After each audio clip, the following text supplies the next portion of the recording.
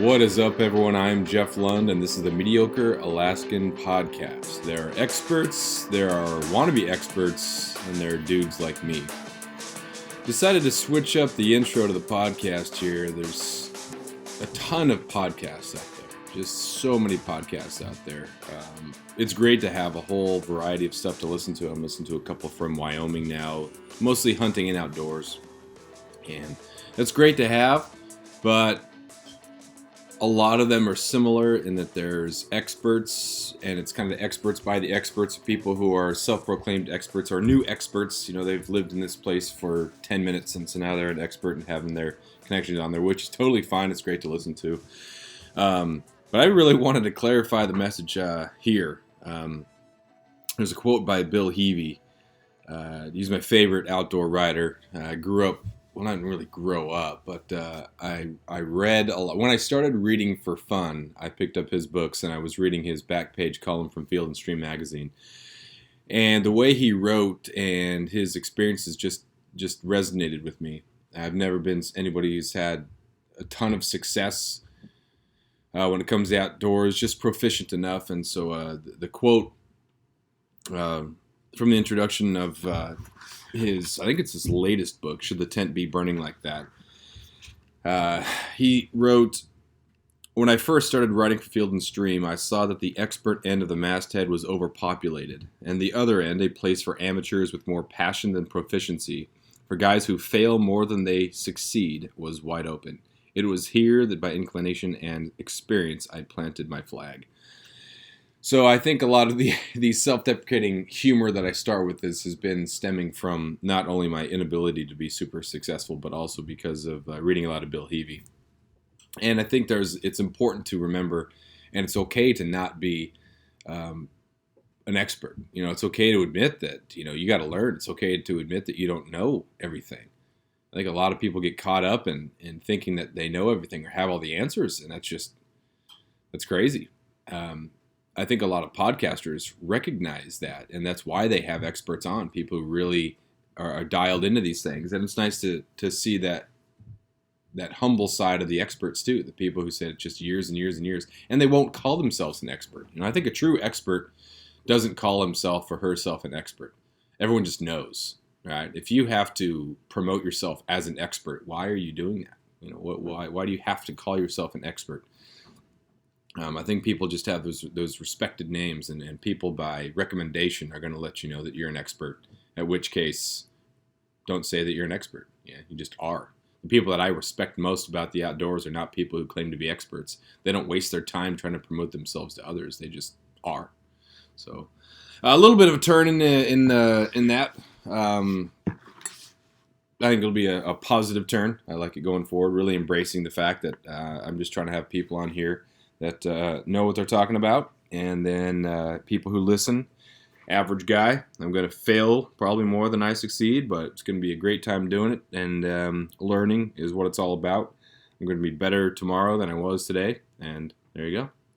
So, for episode 81 here, it's region time in Alaska, and regions is like an athletic holiday.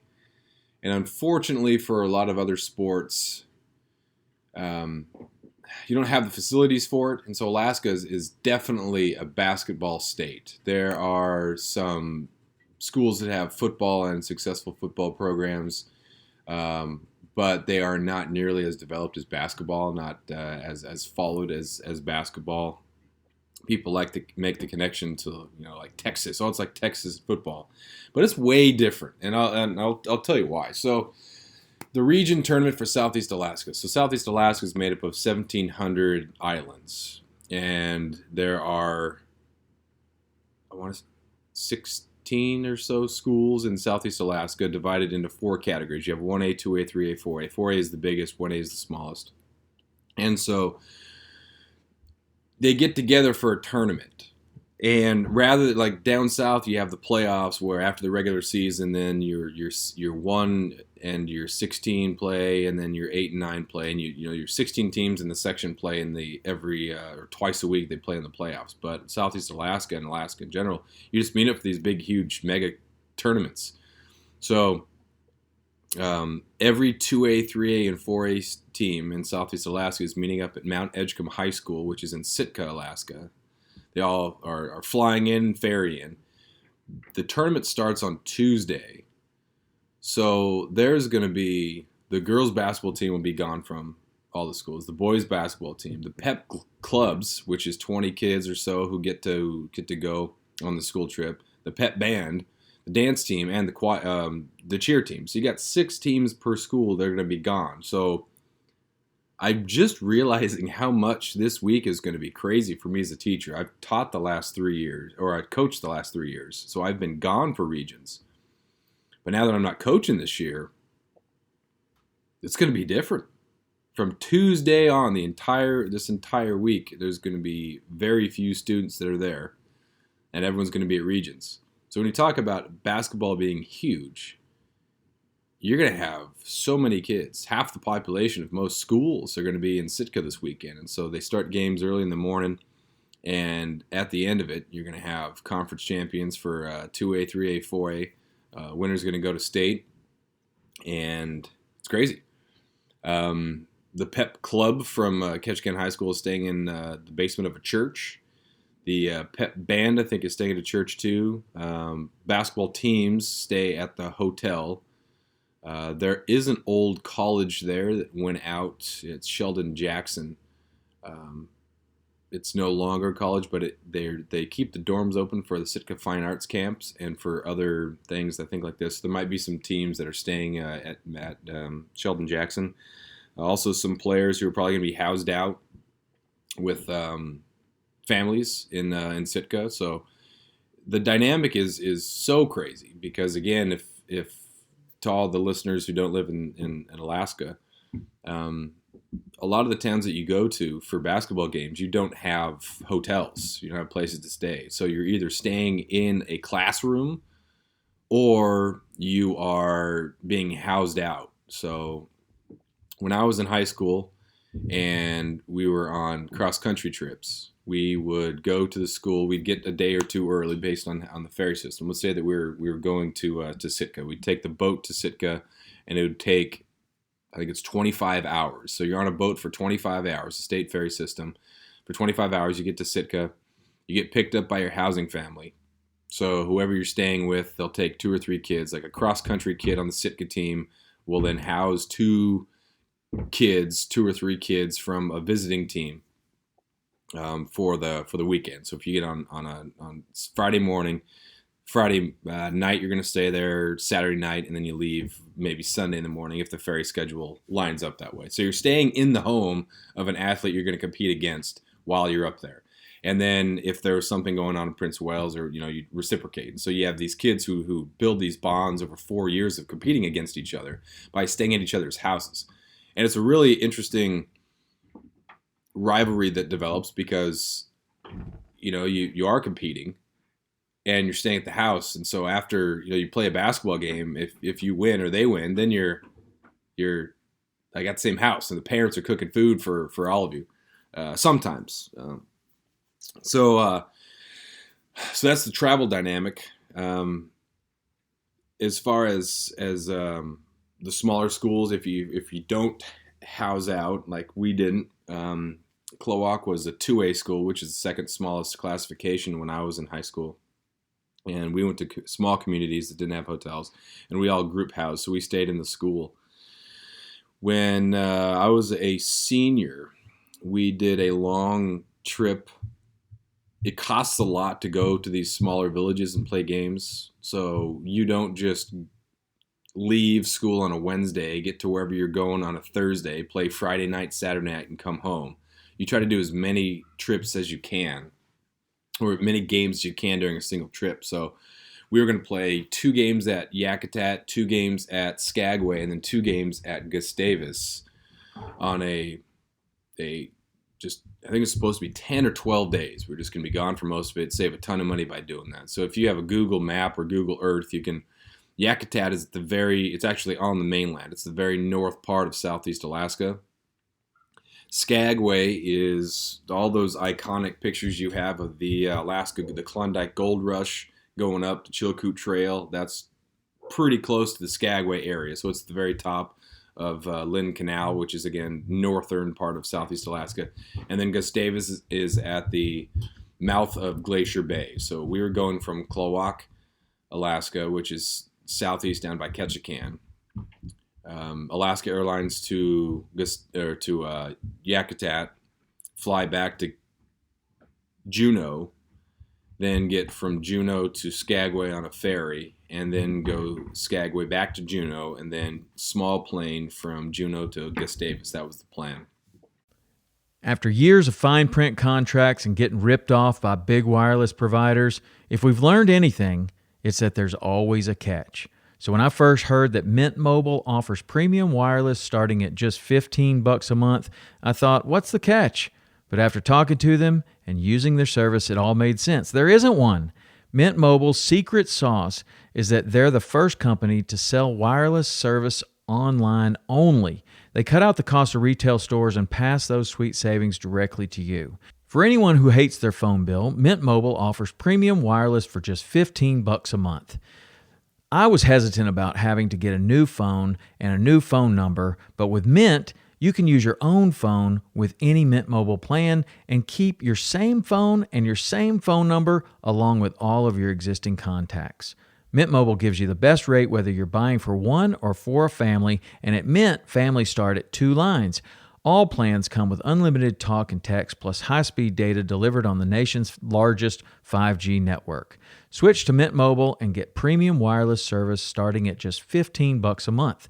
To get your new wireless plan for just $15 a month and to get the plan shipped to your door for free, go to mintmobile.com/waypoint. That is mintmobile.com/waypoint. Cut your wireless bill to $15 a month at mintmobile.com/waypoint. So we get to Yakutat. There was a problem with the runway lights after our second game. I think we split up there because I remember being very upset when we were about ready to get on the plane. We played at like noon one day because we had to get out of there because of the flight. But the runway lights weren't working, so they couldn't guarantee they could get the evening flight in. So we had to take the day flight. That's why we played it early. So we had to take like the noon flight that didn't necessitate the different runway lights or something like that. So plane lands, we get on the plane to go north because they figure that the southbound plane will not be able to land that evening. It'll just overshoot. It'll go Anchorage, Cordova, Juneau rather than Anchorage, Cordova, Yakutat, Juneau. So let's get us out of Yakutat for sure. Get on the plane, fly from Yakutat to Cordova, Cordova to Anchorage. We're in Anchorage for about 2 hours, and then we start headed south again. So we've gone in the exact opposite direction, but we needed to get out of Yakutat. So we take off from Anchorage, go to Cordova. It was about maybe an hour flight or so. Cordova to Yakutat. And by this point, the Yakutat runway lights work. So we land in Yakutat. So the whole 5 hours of flying north from Yakutat all the way to Anchorage, staying there, and then coming back down was completely unnecessary because the runway lights now worked, but we didn't know that at the time. So we land in Yakutat, get to Juneau, and then we were late getting somewhere. I think we were late getting maybe into Yakutat or something. So we were one day behind, or maybe it was because of the runway lights. That's what it was. The runway lights didn't work, so we missed the plane the night before. So then we did a scrimmage the next day, got on the early flight because they weren't sure, and we didn't want to miss the flight again. So that's what we did. That's why we were a day late getting back to Juneau to get to Skagway, because the runway lights didn't work. We couldn't fly out. So the next day we took the north flight. There we go. Got it. Got history in my brain here. So we get to Juneau, but we're a day late. So we get on the boat. We get to Skagway.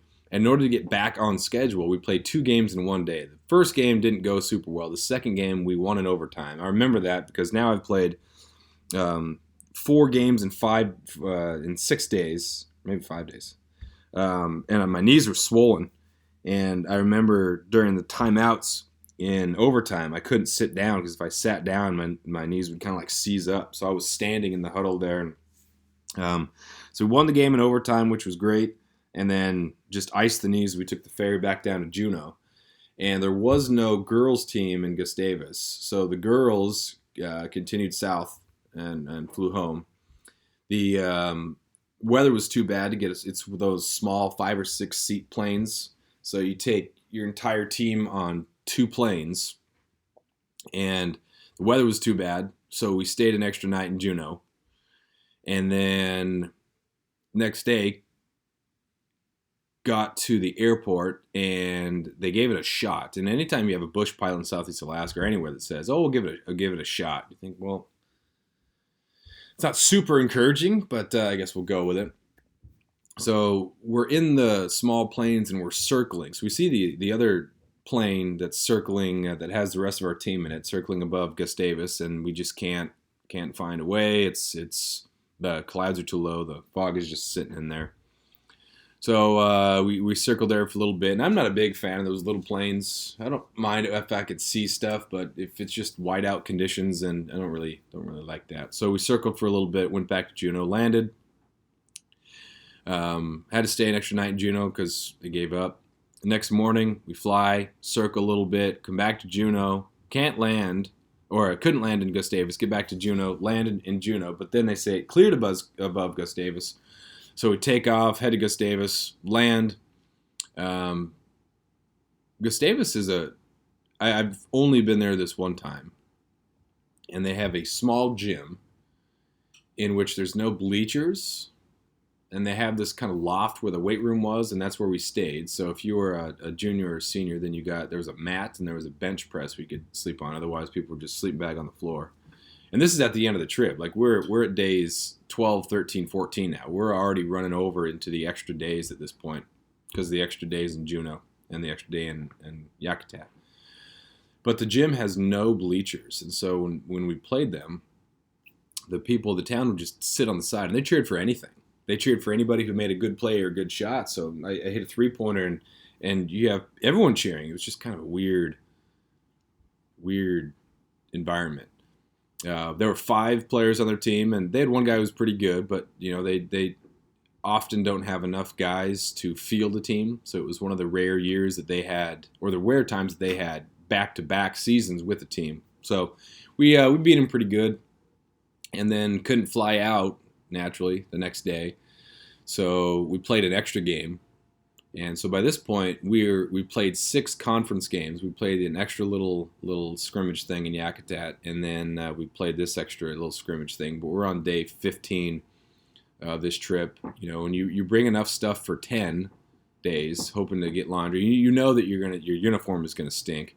You know that your game socks, you're gonna have to recycle those. So best case scenario, you're just kind of getting stuff wet. But we didn't have access to a laundry in all the places that we went to. So. Not that you were super active, you had a pair of sweats or something to kind of get around, but, you weren't traveling in shirts and ties and whatnot because you're sleeping on the floor of gyms. So it was just comfortable clothing, but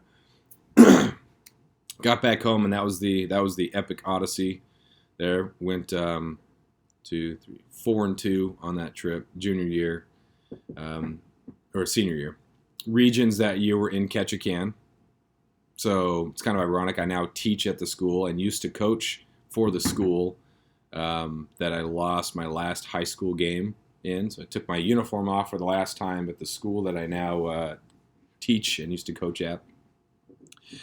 So that's travel. The most recent worst travel episode that I had was 2 years ago as a coach for the JV girls basketball team. We're coming home from Juneau.